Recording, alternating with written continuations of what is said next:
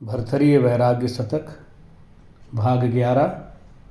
भर्तृहरि जी महाराज अपने मन और चित्त को समझाते हुए कहते हैं कि तू भजन में लग, तू भजन कर, मोह में मत पड़।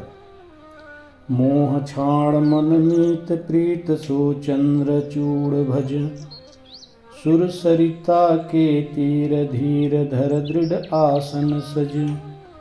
समदम भोग विराग त्याग तप को तू अनुसरी, वृथा विषय बकवाद स्वाद सबको तू परिहरी।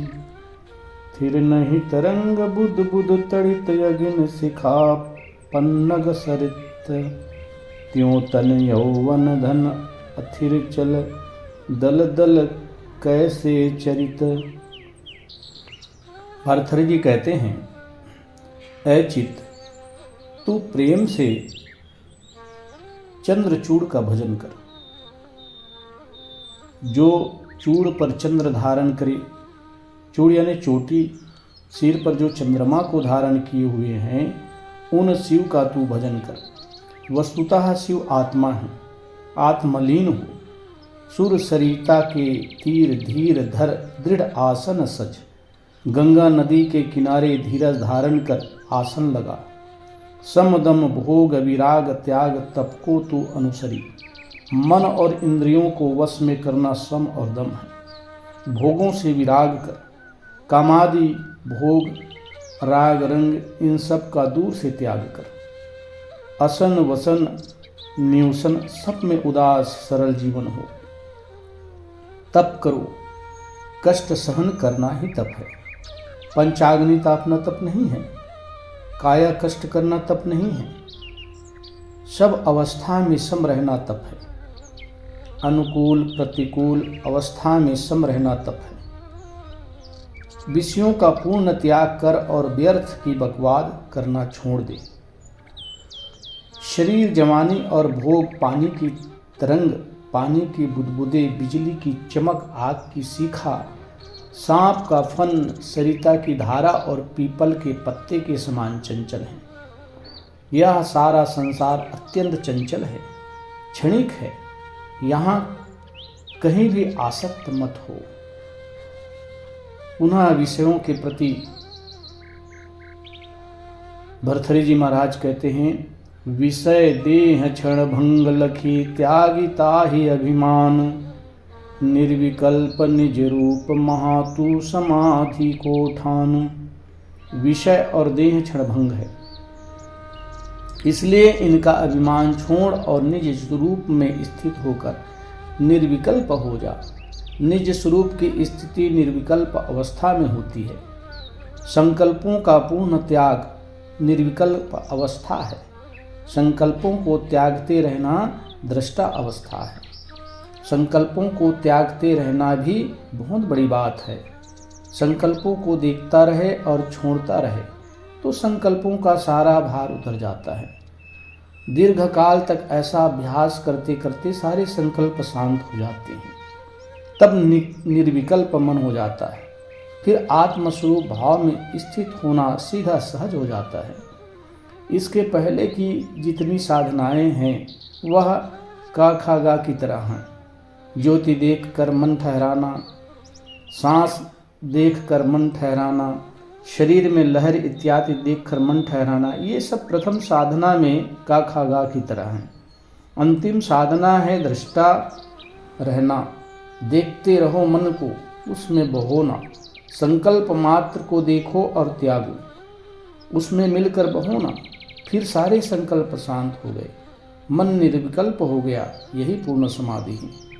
पुनः भर्तृहरि जी महाराज कहते हैं, तजी तरुणी सोनेह बुद्धि वधु सोनेह कर, नरक निवारत ये वहे नरक लय जात है। भर्तृहरि जी कहते हैं कि काम वासना का त्याग करो और बुद्धि वधु से प्रेम करो। स्त्री से प्रेम न करो, सद्बुद्धि से प्रेम करो, क्योंकि एक तो नरक में ले जाती है और दूसरी स्वर्ग में ले जाती है। साधिका स्त्री है, वह पुरुष में मोह करेगी तो पुरुष का मोह उसे नरक में ले जाएगा। यदि अपनी सद्बुद्धि में, विवेक में मोह करेगी, सत्संग का आधार लेगी तो कल्याण होगा, क्योंकि स्त्री पुरुष दोनों तो चेतन हैं और दोनों को कल्याण चाहिए। इसलिए काम वासना जीव मात्र को नरक में ले जाती है और विवेकवती बुद्धि कल्याण करती है। पुनः भर्तृहरि जी कहते हैं, हिंसा चोरी रहित सत्य मुख शब्द उच्चारण, समय शक्ति अनुसार दान दाया उर धारण, पर नारी की बात माही चुप मुख से रहिबो, गुरुजन संत समक्ष नम्र होए सद्गुण गहिबो, भिन्न भिन्न सदग्रंथ महा करी समान विश्वास चित, ये सब नित सुख प्राप्ति को सुगम पंथ सब जीव हित। भर्तृहरि जी कहते हैं, हिंसा ना करें, चोरी ना करें, सदैव सत्य बोले, मुख से कभी कटु वचन ना कहें, समय और शक्ति के अनुसार दान करें, सब जीवों पर दया करें और हमेशा हृदय में दया का भाव बनाए रखें। पर नारी की चर्चा स्वयं ना करें, यदि चर्चा होती हो तो चुप रहे या वहां से उठकर चले जाएं। गुरुजनों, संतों और बड़ों के समक्ष नम्र रहे। नम्र तो हर जगह रहना है, लेकिन वहाँ और नम्रता का भाव प्रकट करें। सबसे सद्गुण ग्रहण करें और दुर्गुणी व्यक्ति के पास खड़ा ना रहें। भिन्न भिन्न सद्ग्रंथों में समान विश्वास करें, किंतु पारखी यह बात पसंद नहीं करते हैं। पारखी संदेश से बात नहीं पसंद करते। भिन्न भिन्न सद्ग्रंथों से सार लें, यह माना जाएगा। उसमें समान विश्वास कैसे किया जाए। फिर भर्तृहरि जी कहते हैं, मोह को तजी भजी और को ऐसी लक्ष्मी मात, हों पलाश के पात में मांग्यो सतुआ खात। हे लक्ष्मी माँ, मेरे को छोड़ कर तू और को भज, मैं तो सत्तू मांगकर पलाश के पत्ते में खा लेता हूँ। भर्तृहरि जी अपने वैराग्य की बात कहते हैं, मुझे अब कोई चिंता नहीं है।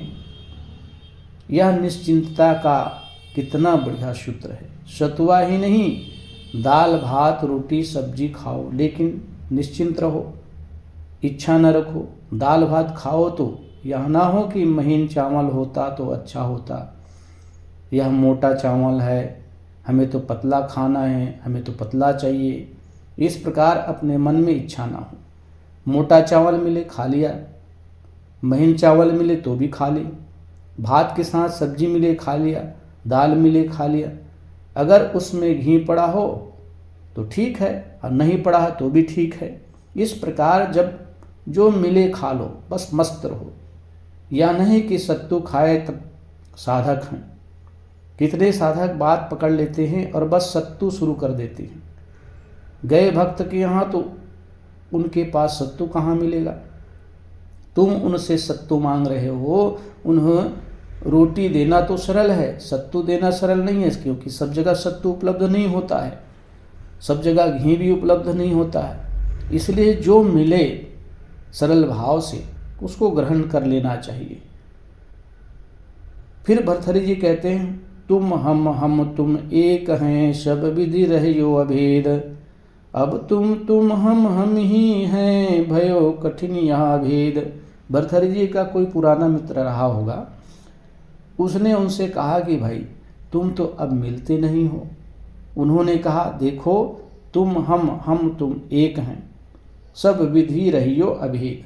तुम और हम और तुम सब विधि से एक थे, लेकिन अब तुम हो और मैं हूँ। यूयम वयम वयम, तुम हो मैं हूँ, भयो कठिन या भेद। तुम्हारा रास्ता संसार का है, मोह का है, और मेरा रास्ता निर्मोह का है। मैं निर्मोह होकर के रहता हूँ। इस प्रकार से भर्तृहरि जी पुनः कहते हैं कि ए बाले निज अर्ध नेत्र क्यों बाण चलावत। युवती के संबंध में कहते हैं, रोक काम की दृष्टि व्यर्थ क्यों श्रम उठावत। पहले ऐसे रहे नहीं हम निरस भये, अब गए मोह रुछोह सकल सुख भोग आसदब।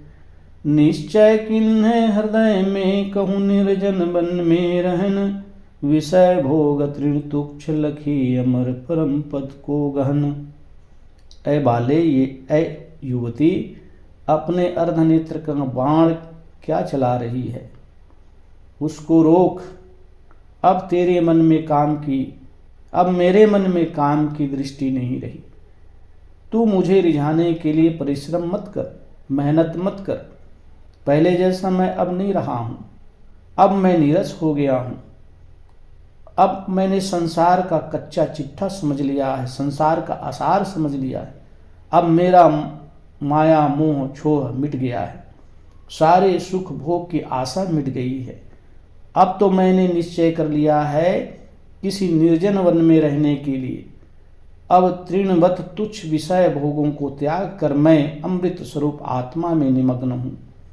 भर्तृहरि जी पुनः कहते हैं के ही कारण डारत वयन, कमल नयन यह नार, मोह काम मेरे नहीं, तऊ न तिय चितहार। भर्तृहरि जी कहते हैं, ऐ स्त्री, मेरे ऊपर अपना नेत्र बाण क्यों चला रही है? मेरे मन में तो अब काम की वासना नहीं रहा, फिर भी तेरा मन मेरे प्रति भटकता है।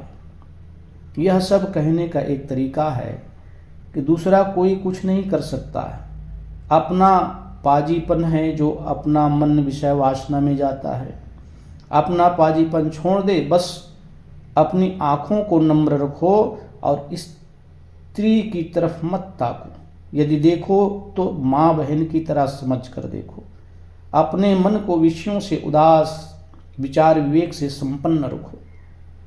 पुनः भर्तृहरि जी कहते हैं, महल महारमणीक कहा बसबे नहीं लायक, नाहिन सुनबे योग कहा जोगावत गायक, नौतरनी को संग कहा सुख कहूँ नहीं लागत, तो काहे को छाड़ छाड़ ये वन को भागत। इन जान लियो यह जगत को जैसे दीपक पवन में, बूझ जात छिनक में छवि भरियो होत अंधेरी भवन में।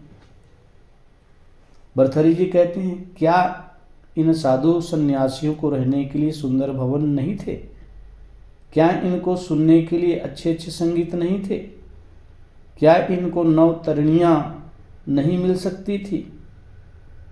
फिर क्या कारण है कि ये छोड़ छोड़कर उठती जवानी में वन को भाग रहे हैं, साधु सन्यासी हो रहे हैं, साधु सन्यासियों के आश्रम में जा रहे हैं?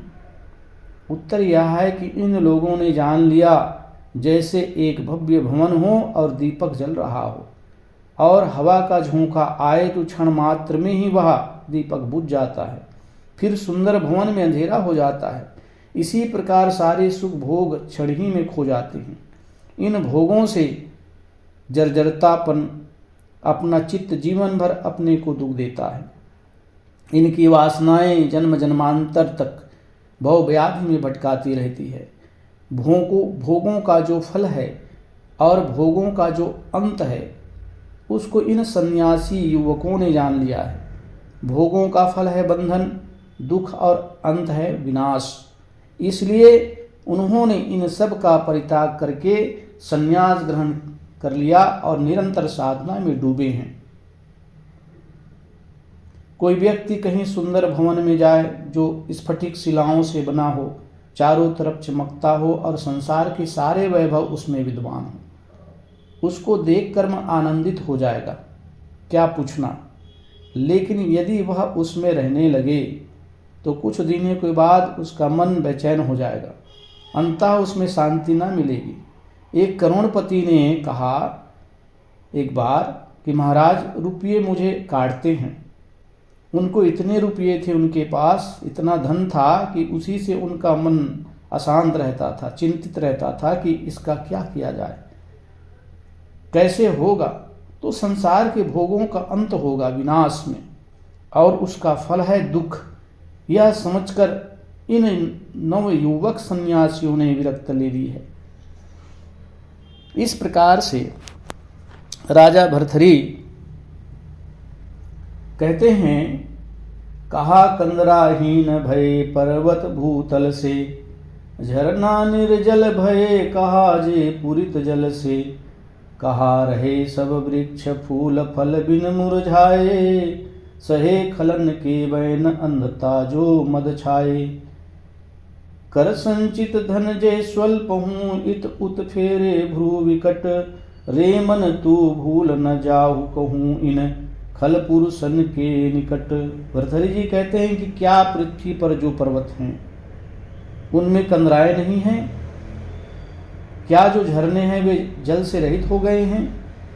क्या जो वन के वृक्ष हैं उनमें अब फल फूल नहीं लगते?